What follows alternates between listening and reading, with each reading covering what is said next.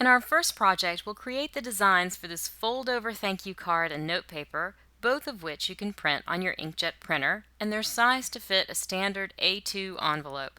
So to begin, you'll need to open the file lcswirl_stationery. The files are labeled for your particular version of Illustrator, and for those who are working in versions CS5 and CS4, this project is contained in a single file that takes advantage of the multiple artboards feature in these latest versions of the program. If you're working in version CS3, you'll find 3 separate files, one for each artboard you see here. We have a work area artboard here, and then an artboard for the fold-over card layout and another here for the notepaper layout. These two layouts each have the example art on the right-hand side, and you'll lay out your own work here on the left. And this will provide you with a set of 2 cards, 2 up, on one sheet of 8.5 by 11 cardstock or paper for each design. You can print these and then cut in half right down the center, and there's a fold indicated here for the card.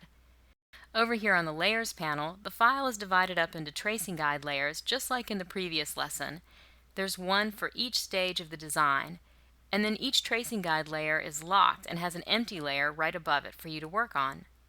We'll start our work on the first artboard here, and then back on the Layers panel, I'm going to turn both of the swirl layers visibility off, and we're going to focus on building only the frames in this lesson. We'll get back to the swirls later on. So make sure you have these first 2 swirl layers turned off like I do. And the frames tracing layer should be locked. And then select the My Frames layer. This is where we'll be working first. Now I'll focus on this first artboard here, and we'll start by creating these 2 frames first. So go back over to your swirl grid file. We're going to get the segments that we've drew in our last lessons, and grab the frame segments. Now these are the first 4 curves right here near the top. Copy those, and then go back to the first artboard, and I'll paste these here and just move them beside the tracing frames. And these first 2 go with the frame at the bottom, so I'll just move these down here and out of the way, and we'll work on the top frame first, and this one will be part of the notepaper design. I've zoomed in to focus on this frame, and before I do anything I need to go up to the View menu and make sure Snap to Point is checked. It's very helpful for aligning endpoints. And then I'm going to turn on Smart Guides too. And I'll just move these 2 segments into place. Smart Guides will help you position them in alignment with the tracing guide layer, even though that layer is locked. And I like to grab these segments by their endpoints because making these frames is all about aligning the endpoints perfectly. They need to be overlapping each other to make a clean join. And we're going to assemble these frames by just copying a segment, reflecting it, and then joining the 2 segments, and then we'll just work our way around the frame. So we'll be using the Reflect tool to make the mirror image copies of these segments, and I'll demonstrate 2 methods for working with the Reflect tool: the dialog box method and the on-the-fly method. So first, the dialog box method. Select the segment you want to reflect, and then go over to the tool panel and double-click the Reflect tool to get its dialog box. And for this segment, I'll choose the vertical axis, and then make sure to hit Copy instead of OK so you create a new segment.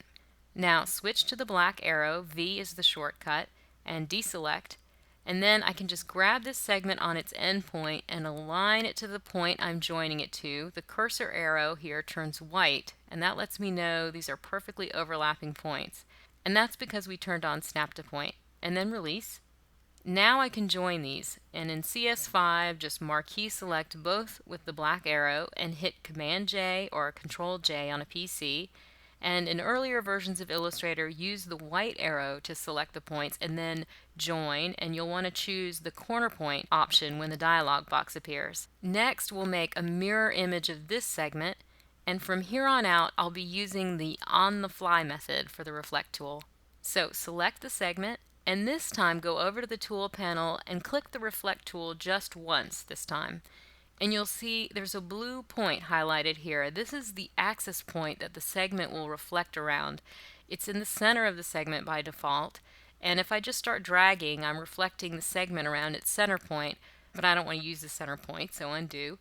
I want to flip around this point here, and you can see my cursor now is a set of crosshairs, so if I click I can reposition the axis point. So click here, and now I have a new point to reflect around. And notice the cursor now is turned to an arrow, and when I click and drag, I'm now rotating the reflection of that segment around the point. I want to make a copy though. I'm just reflecting the original right now. So I'll hold down Option or Alt on a PC and see how the cursor there changes to that double arrow. So I know I'm working with a copy here. So I'm dragging, holding down Option Alt, and now I need to constrain the angle so it matches the other side. So hold down Shift 2. Shift constrains the angle in 45-degree increments. And then once it's in place, I just release my cursor and then let go of Shift and Option Alt, and I have my perfectly reflected copy. Now select and join these, Command or Control J. Now I want to flip this curvy bracket line on the right over to the opposite side, so I'll select it. In the tool panel, just click the Reflect tool once, and then we'll reset the axis point here because this point is on the center line of the frame. Smart Guides will make it precise, so click, and now click and drag, and this is just rotating around the point here in a big circle so it moves out of the frame a bit. And now hold down Option or Alt on a PC and Shift and get it right into place, then release the cursor and release the keys, and now I've just got one more to go. So select this top curvy line, click the Reflect tool once, and then reset the axis point. This time we're going to use this point here because it's on the vertical center line of the frame.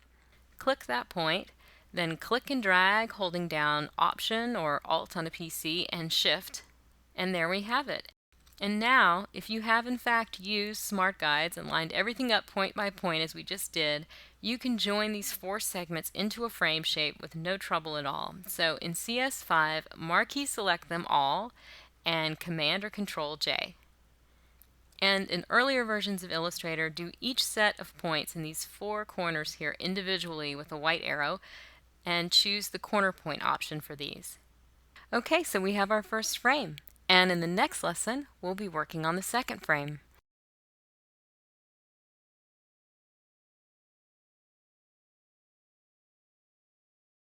Now we're focusing on the second frame, and this is the one we'll be using on the fold-over card. And so just like before, I've moved those two segments from the grid file into place over the tracing guide. I'll select this segment to start, click once on the Reflect tool. Then I want to reposition my axis point right here on the end point of the segment. And now click and drag, and I'll hold down Option or Alt on a PC and Shift. And then when it's in place, release my cursor, release the keys, and we've got the top of the frame. Then switching to my arrow, I'll join the two segments, Command or Control J. And now for the semicircle here. To reflect it, I'll go to the tool panel, click once on the Reflect tool, and then reposition the axis point using this point at the top for the center line of the frame. And now click and drag. The rotation takes that semicircle off the screen for a second, and hold down Option or Alt and Shift, and then it's in place. Now release. And finally, to reflect the top segment, I'll select it, click the Reflect tool, and now I need to find the center line of this semicircle with the help of Smart Guides, and click to place the axis point, and then drag holding down Option or Alt and Shift, then release. And now we're ready to join the four corners. So choose the method that's appropriate for your version of Illustrator, one at a time or all at once. And now we have our second frame shape. And we have just a few more steps to complete the design here. So we're going to copy and scale this shape to make the other parts of the frame. So copy the shape and then paste in front. The shortcut for paste in front is Command or Control F. And so the copy is selected now, and we'll use the Option or Alt key plus Shift once again, and this time so we can scale this shape from its center and maintain its proportion. Then copy, paste in front again, and Option Shift Scale or Alt Shift Scale on a PC. And now in the bottom of the tool panel, click the arrow to flip the stroke and fill. Okay, so next we're going to make the circles at the top and bottom of the frame. So I'll zoom in on this top point here. And now in the tool panel, grab the Ellipse tool And now find the center point of the circle here. There's a kind of a cluster of points here. When you see center, you've got it. And again, it's Option and Shift or Alt Shift on a PC to draw the circle from the center point out. And now zoom out. And we're just going to copy this circle and put it at the bottom as well. So hold Option or Alt to drag out a copy. And now add the Shift key, and that will keep it in a straight line all the way down to the bottom, and it just snaps in place. Okay, and just a couple more steps. We want to change the inner border to a dotted line. So select it and go up to the stroke panel and choose dashed line and make it a 1-point dash and a 2-point gap. And then there's a new feature in CS5. It's not in earlier versions of Illustrator, but you have the option in CS5 of choosing how you want your dashes to align to the corners. And I'll choose the right option here, so I have a dash in every corner of the shape. Okay, now it looks like we have our second frame almost finished. I'll turn off the tracing frames layer so we can just admire our finished work. And the final step is to group it all. So select and then Command G on a Mac, Control G on a PC to group them. And we have our frame. In the next lesson, we'll add the swirls to this frame, but even at this stage, there's so much you can do with both of these frame shapes, so have fun with your new creations, and I'll meet you in the next lesson.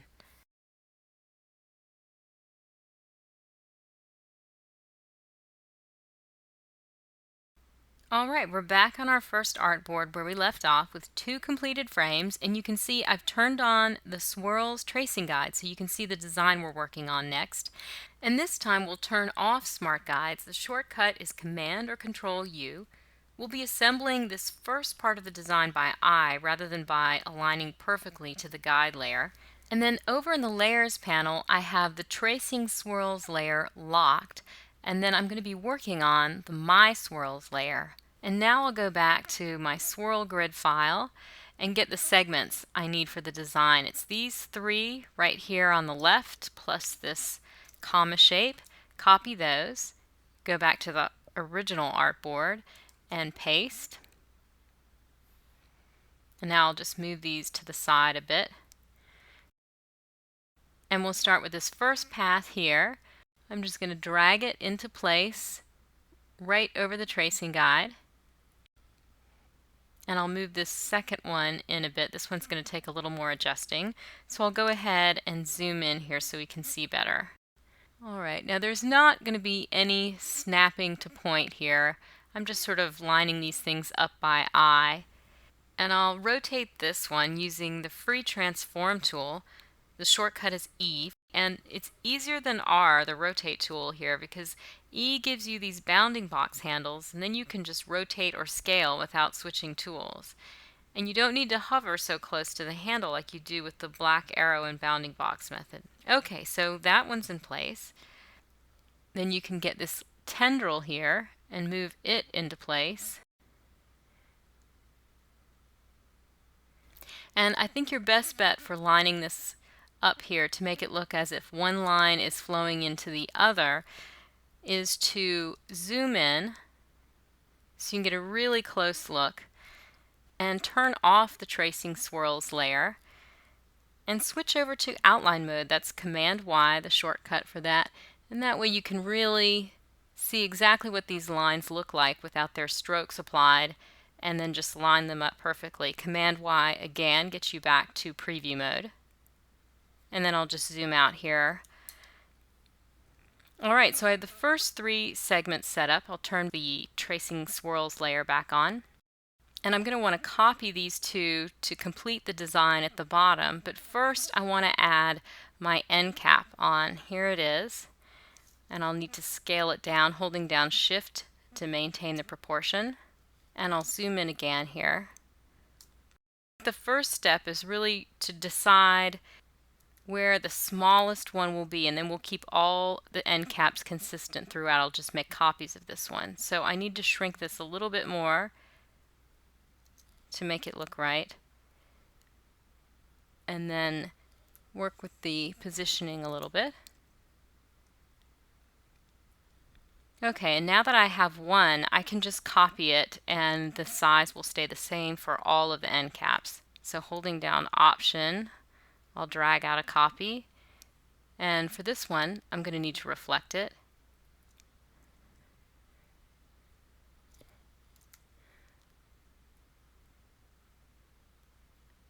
And just drag that into place, the little adjustment. Okay, and we'll move over here and I'll drag out another copy. That's Option or Alt on a PC. Rotate this into place. And one more copy. And for this I'll need to do another reflect horizontal.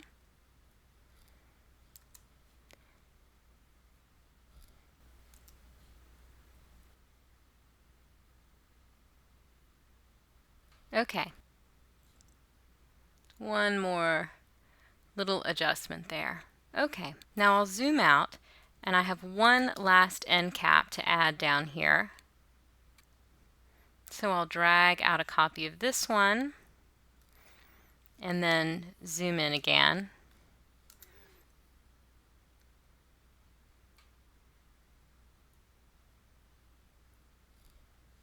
Okay, and now all my swirls have end caps on them. So I'll zoom out again, and now I want to make sure that I group these, that I have a group with this tendril and its end cap. So I'll select both of them and hit Command G on a Mac or Control G on a PC. And then same with this swirl here. I've got the swirl, now I need to select, oops, I moved it, Command Z to undo, okay. Still shift selecting here. Okay, I've got the swirl and the two end caps, Command or Control G. All right, and for this last one, swirl end cap and another end cap, Command G or Control G. And now that I've completed these lines, I can make a copy and move these down here to finish the rest of the design. This one is going to be flipped vertically.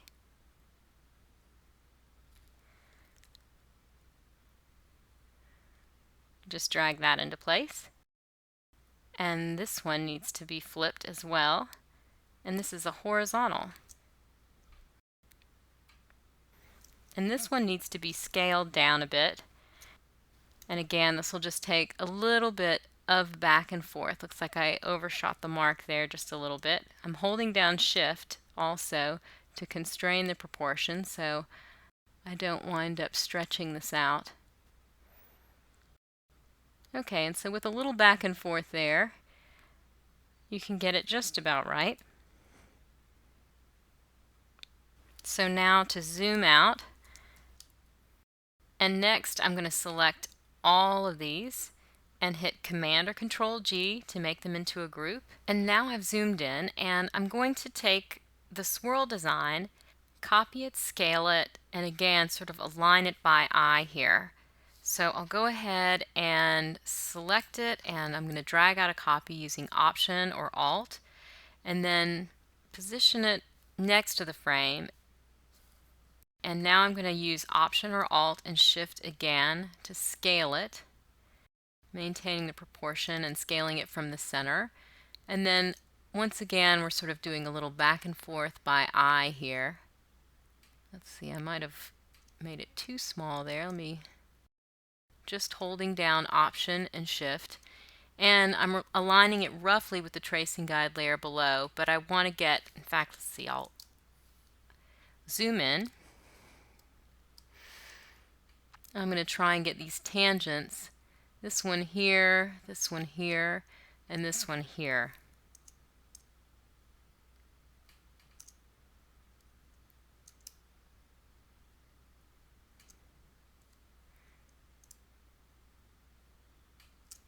Okay, and so now these tangents are aligned nicely, and so I just need to reflect it over to the other side now. So I'll select it, and I'm going to go ahead and turn back on Smart Guides, Command or Control U, and then click the Reflect tool once, and I'm going to position my point here. That's why I need the Smart Guides on the center line here, and then drag, holding down Option and Shift, and now it's in place. Okay, I've switched to my arrow tool, and I'm going to go ahead and group these together and then turn off the tracing swirls layer so I can take a look at what we did here. And this frame is now ready for our fold over card. So in the next lesson, we're going to take all of our finished work here and assemble it into the designs on the layout. So I'll see you in the next lesson.